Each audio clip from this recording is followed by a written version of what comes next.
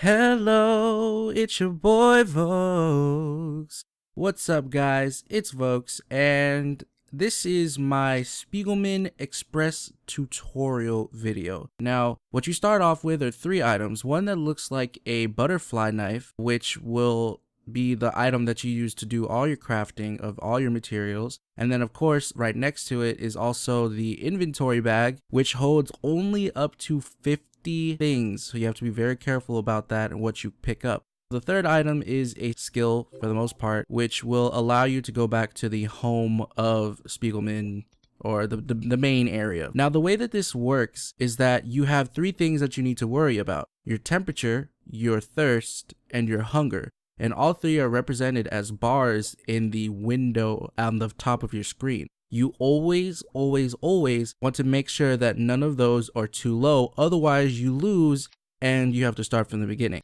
Now, everything is divided up into days. Each day is 3 minutes long, and for each day that you survive, you actually get a coin or coins per day. Now, that seems pretty easy, but it can get pretty tough, especially further on into the future, depending on how many days you've been alive. So as you can see, on your first run on any character, Spiegelmann will actually give you a little box to destroy that will allow you to craft a chair.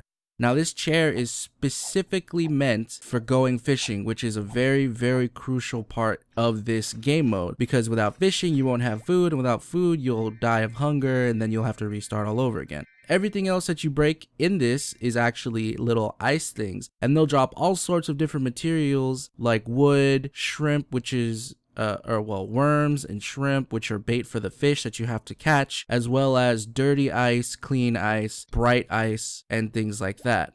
Now, in a bit, we're actually going to show you what it's like to go fishing in the game.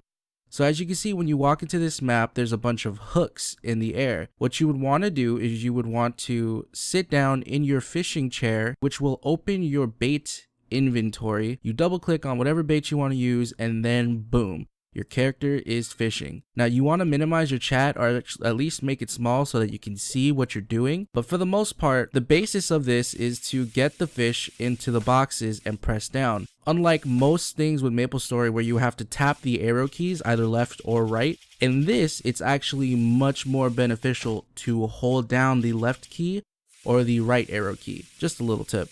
I remember when I was first doing it, I was smashing the left arrow key and I was getting really frustrated because the fish was practically not moving anywhere. And then I realized, oh, well, you're supposed to hold it. Okay, well, I'm telling you guys this so that you don't make the horrible mistakes that I did.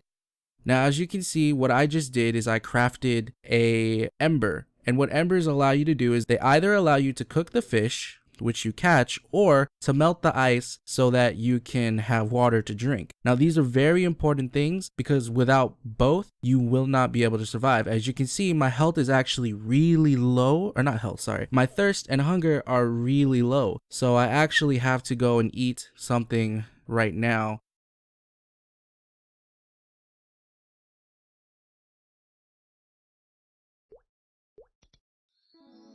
As you can see, I just ate it. My hunger went up, but my thirst is still low. So I have to go to another map, and from this map and on, it's just the same thing. You go throughout the map, you look for those icicles to break, and you try to loot all the materials that you can that are worth getting. Now, the further on you get in these maps, the better the drops are, right? For example, in the first 2 or 3 maps, you get, I think it's called kindling, and you get dirty ice.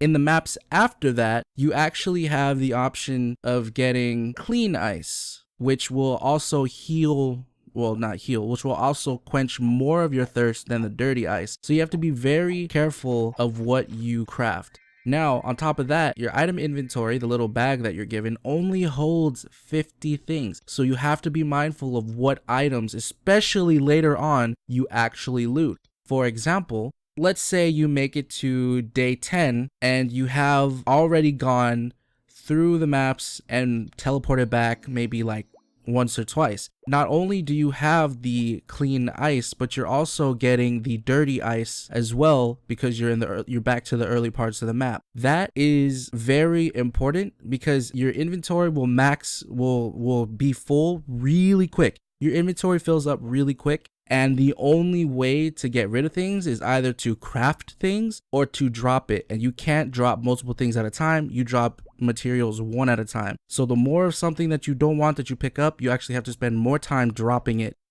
Now, there are special maps that you can get to with certain things. Like, for example, this area right here, this wall that says up and jump, if you have a crafted rope, you can actually go up there, and then there's a bunch of things that you can break and loot for. But since I don't have a rope, I'm actually just going to go into this cave.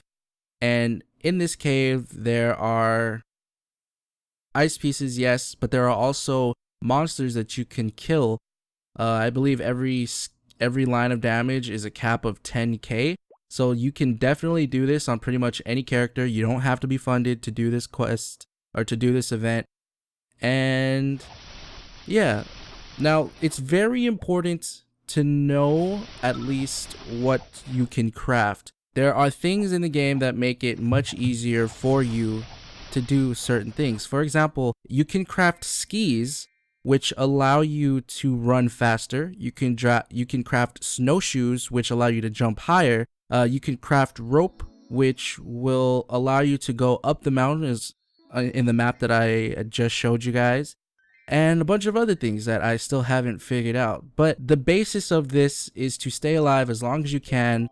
When your temperature goes too low, you go back to Spiegelmann, and then you start the process all over again. Each time you definitely want to go fishing, so you have to be mindful of your bait that you pick up, whether it be the shrimp or the worms. Regardless, you have to be very, very, very mindful of that, because it does make a difference when you're doing the event. Now, the last thing that I want to tell you guys is you do not have to complete your whole run in one sitting. Actually, if you go back to Spiegelmann, there's an option to pause the event, which basically says, hey, I want to take a break from this. I want to do it later. Continue from where I started. You can do this basically anytime you talk to him, anytime you go back. It will use up your return skill, but it's definitely helpful, especially if you're doing this for the long run and you want to see exactly how many days that you can last.